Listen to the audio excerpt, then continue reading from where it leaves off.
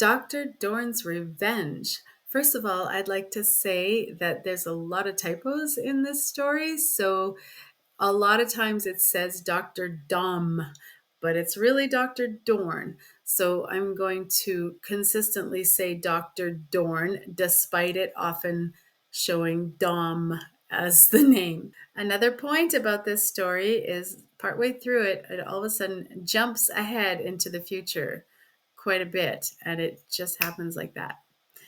Can you catch it? Dr. Dorn's Revenge by Louisa May Alcott. They stood together by the sea, and it was evident the old, old story was being told, for the man's face was full of pale excitement, the girl half averted from the ardent eyes that strove to read the fateful answer in her own. "It may be folly to speak when I have so little to offer," he said, with an accent of strong and tender emotion in his voice that went straight to the girl's heart. "It may be folly, and yet, if you love as I love, we can wait or work together, happy in the affection which wealth cannot buy, nor poverty destroy. Tell me truly, Evelyn, may I hope?" She longed to say yes, for in her heart she knew she loved this man, so rich in youth, comeliness, talent, and ardor, but alas, so poor in fortune and friends, power and place.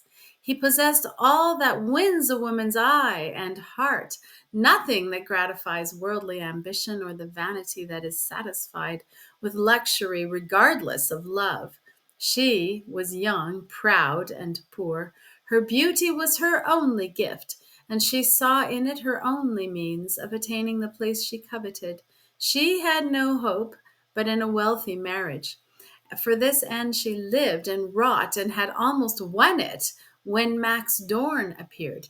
And for the first time her heart rebelled. Something in the manful courage, the patient endurance with which he met and bore, and would in time conquer misfortune, woke her admiration and respect. He was different from those about her, and carried with him the unconscious but sovereign charm of integrity. The love she saw in his eloquent eyes seemed a different passion from the shallow, selfish sentimentality of other men. It seemed to ennoble by its sincerity, to bless by its tenderness, and she found it hard to put it by.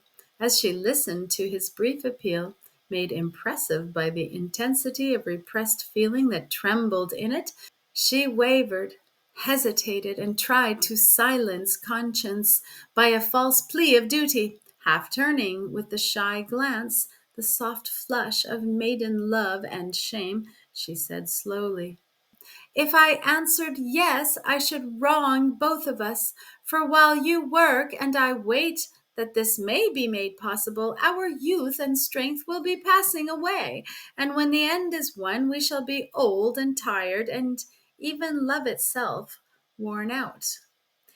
"If it be true, love can never wear out," he cried impetuously, but she shook her delicate head, and a shadow passed across her charming face, paling its bloom and saddening its beauty. "I know that poets say so, but I have no faith in the belief. Hearts grow gray as well as heads, and love cannot defy time any more than youth can. I've seen it tried, and it always fails. So young, yet so worldly wise, so lovely, yet so doubtful of love's dominion," murmured Max, on whom her words fell with a foreboding chill. "I have felt the bitterness of poverty, and it has made me old before my time," she answered, with the shadow deepening on her face. "I could love you, but I will not," and the red lips closed resolutely as the hard words left them. "Because I am poor?" "Because we are poor." For an instant, something like contempt shone in his eyes. Then pity softened their dark brilliance, and a passionate pain thrilled his voice as he said with a despairing glance, "Then I may not hope."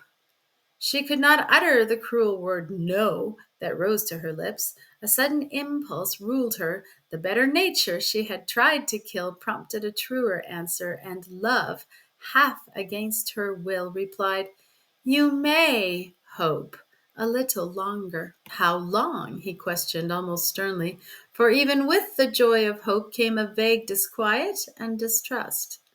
"Till tomorrow." The telltale color flushed into her cheeks as the words escaped her, and she could not meet the keen yet tender eyes that searched her downcast face.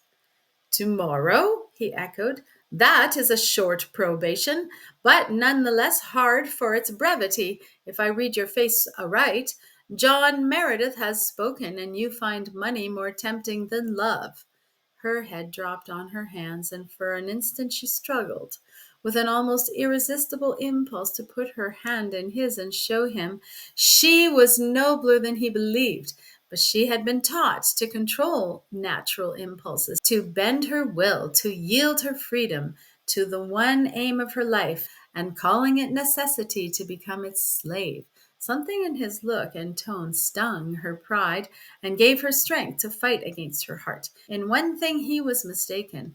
John Meredith had not spoken, but she knew a glance from her would unlock his tongue, for the prize was almost won, and nothing but this sudden secret love had withheld her from seizing the fruit of her long labor and desire. She meant to assure herself of this beyond all doubt, and then, when both fates were possible, to weigh and decide as calmly as she might. To this purpose she clung, and lifting her head with a proud gesture, she said, in a cold, hard tone that jarred upon his ear and made discord in the music of her voice, "You need not wait until tomorrow. Will you receive your answer now?" "No, I will be patient, for I know something of temptations like this, and I have faith in the nobility of a woman's heart. Love or leave me as you will, but Evelyn, if you value your own peace, if you care for the reverence of one who loves you utterly, do not sell yourself. For wealth so bought is worse than the sharpest poverty. A word will put me out of pain. Think of this today. Wear these to remind you of me as that jewel recalls Meredith. And tonight return my dead roses or give me one yourself." He put the ready cluster in the hand that wore his rival's gift, looked into her face with a world of love and longing in his proud eyes, and left her there alone. If he had seen her crush the roses on her lips and drench them in passionate tears, if he had heard her breathe his name in tones of tenderest grief, and call him back to save her from temptation, he would have turned and spared himself a lifelong loss, and saved her from a sacrifice that doomed her to remorse. She crept into a shadowy nook among the rocks and searched herself as she had never done before.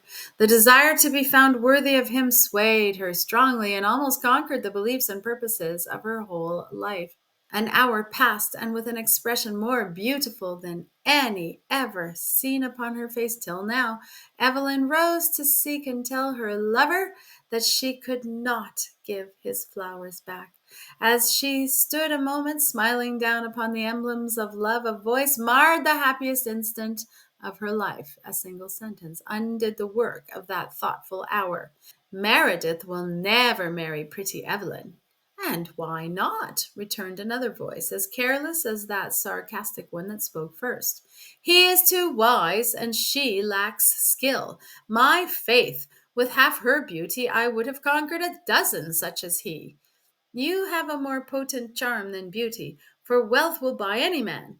"Not all." And the girl's keen ear detected an undertone of bitterness in the light laugh that followed the words. A woman spoke, and as she listened, Dorn's words, "I know something of such temptations," returned to her with a sudden significance, which the next words confirmed. "Ah, Max will not thaw under your smiles, nor be dazzled by the golden baits you offer. Well, my dear, you can find your revenge in watching Evelyn's folly and its dreary consequences, for she will marry him and ruin herself forever. No doubt of that. She hasn't wit enough to see what a splendid career is open to her if she marries Meredith, and she will let a girlish romance rob her of success.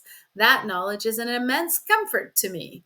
The speakers passed on, leaving Evelyn pale with anger, her eyes keen and hard, her lips smiling scornfully, and her heart full of bitterness. The roses lay at her feet, and the hand that wore the ring was clenched as she watched mother and daughter stroll away, little dreaming that their worldly gossip had roused the girl's worst passions and given her temptation double force. She loves Max and pities me. Good. I'll let her know that I refused him and teach her to fear as well as envy me. A splendid career. And she thinks I'll lose it. What a day! And see if I have not wit enough to know it and skill enough to secure it. Girlish romance shall not ruin my future. I see its folly, and I thank that woman for showing me how to avoid it. Take comfort while you may. False friend, tomorrow your punishment will begin. Snatching up the roses, Evelyn returned to the hotel, congratulating herself that she had not spoken hastily and pledged her word to Dorn. Everything seemed to foster the purpose that had wavered for an hour, and even trifles lent their weight to turn the scale in favor of the mercenary choice. As if conscious of the struggle going on within her, Meredith forgot the temporary jealousy of Dorn that had held him aloof for a time, and was more devoted than before. She drove with him, and leaning in his luxurious barouche, past Dorn walking through the dust. A momentary pang smote her as his face kindled when he saw her, but she conquered it by whispering to herself, "That woman would rejoice to see me walking there beside him. Now I can eclipse her even in so small a thing as this." As the thought came, her haughty little head rose erect. Her eye wandered, well pleased, from splendid horses, liveried servants, and emblazoned carriage, to the man who could make them hers, and she smiled on him with a glance that touched the cold heart, which she alone had never warmed. Later, as she sat among a group of summer friends listening to their gossip, she covertly watched her two lovers while she stored up the hints, opinions, and criticisms of those about her. Max Dorn had youth, manly beauty, and native dignity, but lacked the indescribable something which marks the polished man of fashion, and by dress, manner, speech, and attitude betrayed that he was outside the charmed circle as plainly as if a visible barrier rose between him and his rival. John Meredith, a cold, grave man of 40, bore the mark of patrician birth and breeding in every feature, tone, and act. Not handsome, graceful, or gifted, but simply an aristocrat in pride and position, as in purse. Men envied, imitated, and feared him. Women courted, flattered, and sighed for him. And whomsoever he married would be, in spite of herself, a queen of society. As she watched him, the girl's purpose strengthened, for on no one did his eye linger as on herself. Every mark of his preference raised her in the estimation of her mates, and already she was beginning to feel the intoxicating power which would be wholly hers if she accepted him. "I will," she said within herself. "Tonight he will speak, and tomorrow my brilliant future shall begin." As she dressed for the ball that night, an exquisite bouquet of exotics was brought her. She knew who sent them, and a glance of gratified vanity went from the flowers to the lovely head they would adorn. In a glass on her toilet bloomed the wild roses, fresh and fragrant as ever. A regretful sigh escaped her as she took them up, saying softly, "I must return them, but he'll soon forget, and so shall I." A thorn pierced her hand as she spoke, and as if daunted by an omen, she paused an instant while tears of mental, not physical pain, filled her eyes. She wiped the tiny drop of blood from her white palm, and as she did so, the flash of the diamond caught her eye. A quick change passed over her, and dashing away the tears, she hid the wound and followed her chaperon, looking blithe and beautiful as ever. John Meredith did speak that night, and Max Dorn knew it, for his eye never left the little figure with the wild roses half hidden in the lace that stirred with the beating of the girlish heart he coveted. He saw them pass into the moonlit garden and stood like a sentinel at the gate, till the glimmer of white foretold their return. Evelyn's face he could not see, for she averted it, and turned from the crowd as if to seek her room unseen. Meredith's pale features were slightly flushed, and his cold eye shone with unwonted fire, but whether anger or joy wrought the change, Dorn could not tell. Hurrying after Evelyn, he saw her halfway up the wide staircase, and softly called her name. No one was near, and pausing, she turned to look down on him. Never had she seemed more lovely, yet never had he found it hard to watch that beloved face before. Without a word, he looked up and stretched his hands to her as if unconscious of the distance between them. Her rich color faded, her lips trembled, but her eyes did not fall before his own, and her hand went steadily to her breast as in silence, more bitterly significant than words, she dropped the dead roses at his feet. Is Dr. Dorn at home? The servant glanced from the pale, eager speaker to the elegant carriage he had left, and, though past the hour, admitted him. The room, perfect in the taste and fitness of its furnishings, and betraying many evidences not only of the wealth but of the cultivation of its owner, received the newcomer, who glanced hastily about him as he advanced toward its occupant, who bent over the desk, writing rapidly. Dr. Dorn, can you spare me a few minutes on a case of life and death? Said the gentleman, in an imploring tone, for the sight of a line of carriages outside and a crowded anteroom inside had impressed him with the skill and success of this doctor more deeply than all the tales he had heard of his marvelous powers. Dr. Dorn glanced at his watch. I can give you exactly 5 minutes. Thanks. Then let me, as briefly as possible, tell you the case. My wife is dying with a tumor in the side. I have tried everything, every physician, and all in vain. I should have applied to you long ago had not Evelyn positively forbid it. As the words left his lips, both men looked at one another, with the memory of that summer night 10 years ago rising freshly before them. John Meredith's cold face flushed with emotion in speaking of his suffering wife to the man who had been his rival. But Max Dorn's pale, impassive countenance never changed a muscle, though a close observer might have seen a momentary gleam of something like satisfaction in his dark eye as he answered in a perfect business-like tone, I have heard of Mrs. Meredith's case from Dr. Savant and know the particulars. Will you name your wish? He knew it already, but he would not spare this man the pang of asking his wife's life at his hands. Meredith moistened his dry lips and answered slowly, they tell me an operation may save her, and she consents. Dr. Savant dares not undertake it and says no one but you can do it. Can you? Will you? But Mrs. Meredith forbids it.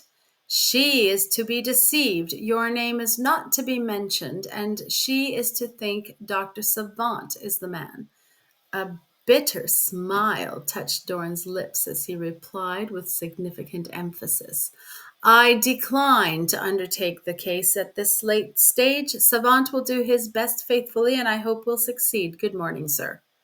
Meredith turned proudly away, and Dorn bent over his writing.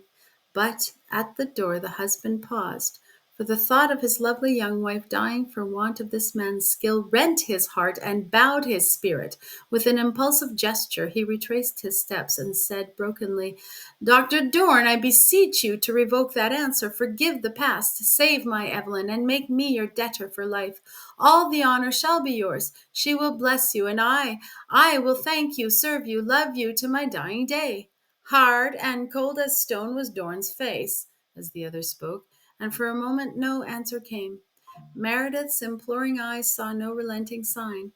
His outstretched hands fell at his side, and grief, resentment, and despair trembled in his voice as he said solemnly, For her sake I humbled myself to plead with you, believing you a nobler man than you have proved yourself. She took your heart, you take her life. For no hand but yours can save her. You might have won our gratitude forever, but you refused. I consent. And with a look that went straight to the other's heart, Dorn held out his hand. Meredith wrung it silently, and the first tears that had wet his eyes for years fell on that generous hand that gave him back his idol's life. The affair was rapidly arranged, and as no time was to be lost, the following day was fixed. Evelyn was to be kept in ignorance of Dorm's part in the matter, and Dr. Savant was to prepare everything as if he were to be the operator. Dorm was not to appear till she was unconscious, and she was not to be told to whom she owed her life till she was out of danger. The hour came, and Dorn was shown into the chamber where on the narrow table Evelyn lay, white and unconscious, as if dead. Savant and two other physicians, anxious to see the great surgeon at work, stood near, and Meredith hung over the beautiful woman as if it was impossible to yield her up to them. As he entered the room, Dorn snatched one hungry glance at the beloved face and tore his eyes away, saying to the nurse who came to him, "Cover her face." The woman began to question him, but Meredith understood, and with his own hands laid a delicate handkerchief over the pallid face. Then he withdrew to an alcove, and behind the curtain prayed with heart and soul for the salvation of the one creature whom he loved. The examination and consultation over, Dorn turned to take up his knife. As he did so, one of the physicians whispered to the other with a sneer, "See his hand tremble. Mine is steadier than that. He is as pale as the sheet. In my opinion, that his success is owing to lucky accidents more than to skill or science," returned the other. In the dead silence of the room, the least whisper was audible. Dorn flushed to the forehead. He set his teeth, nerved his arm, and with a clear, calm eye and unfaltering hand, made the first incision in the white flesh, dearer to him than his own. It was a strange, nay, an almost awful sight, that luxurious room, and in the full glow of the noonday light, that beautiful white figure, with four pale men bending over it, watching with breathless interest the movements of one skillful pair of hands moving among the glittering instruments, or delicately tying arteries, severing nerves, and gliding heedfully along vital organs, where a hair's breadth slip might be death, and looking from behind the curtains, the haggard countenance full of anguish, hope, and suspense. With speechless wonder and admiration, the three followed Dorn through the intricacies of this complicated operation, envying the steadiness of his hand, firm as iron, yet delicate as a breath, watching the precision of his strokes, the success of his treatment, and most of all, admiring his entire absorption in the work. His utter forgetfulness of the subject, whose youth and beauty might well unnerve the most skillful hand. No sign of what he suffered during that brief time escaped him, but when all was safely over and Evelyn lay again in her bed, great drops stood upon his forehead, and as Meredith grasped his hand, he found it cold as stone. To the praises of his rivals in science and the fervent thanks of his rival in love, he returned scarce any answer, and with careful directions to the nurse went away to fall faint and exhausted on his bed, crying with the tearless love and longing of a man, "Oh, my darling, I have saved you only to lose you again, only to give you up to a fate harder for me to bear than death." Evelyn lived, and when she learned to whom she owed her life, she covered her face, saying to her hungry heart, "If he had known how utterly weary I was, how empty my life, how remorseful my conscience, he would have let me die." She had learned long ago the folly of her choice, and pined in her splendid home for Max and love and poverty again. He had prospered wonderfully, for the energy that was as native to him as his fidelity led him to labor for ambition's sake when love was denied him. Devoted to his profession, he lived on that alone, and in 10 years won a brilliant success. Honor, wealth, position were his now, and any woman might have been proud to share his lot, but none were wooed, and in his distant home he watched over Evelyn, unseen, unknown, and loved her still. She had tasted the full bitterness of her fate, and repented and striven to atone by devoting herself to Meredith, who was unalterable in his passion for her. But his love and her devotion could not bring happiness, and when he died, his parting words were, "Now you are free." She reproached herself for the thrill of joy that came as she listened and whispered penitently, "Forgive me, I was not worthy of such love." For a year she mourned for him sincerely. But she was young. She loved with a woman's fervor now, and hope would paint a happy future with Max. He never wrote nor came, and wearying at last, she sent a letter to a friend in that distant city, asking news of Dr. Dorn. The answer brought small comfort, for it told her that an epidemic had broken out, and that the first to volunteer for this most dangerous post was Max Dorn. In a moment her decision was taken. I must be near him. I must save him if it is not too late. He must not sacrifice himself. He would not be so reckless if he knew that anyone cared for him. Telling no one of her purpose, she left her solitary home and went to find her lover, regardless of danger. The city was deserted by all but the wretched poor and the busy middle class who live by daily labor. She heard from many lips praises, blessings, and prayers when she uttered Dr. Dorn's name. But it was not so easy to find him. He was never at home, but lived in hospitals and the haunts of suffering day and night. She wrote and sent to him. No answer came. She visited his house to find it empty. She grew desperate and went to seek for him where few dared venture. And here she learned that he had been missing for 3 days. Her heart stood still, for many dropped, died, and were buried hastily, leaving no name behind them. Regardless of everything but the desire to find him, dead or living, she plunged into the most infected quarter of the town, and after hours of sights and sounds that haunted her for years, she found him in a poor woman's room, nursed as tenderly by her and the child he had saved as if he had been her son, lay Max dying. He was past help now, unconscious and out of pain.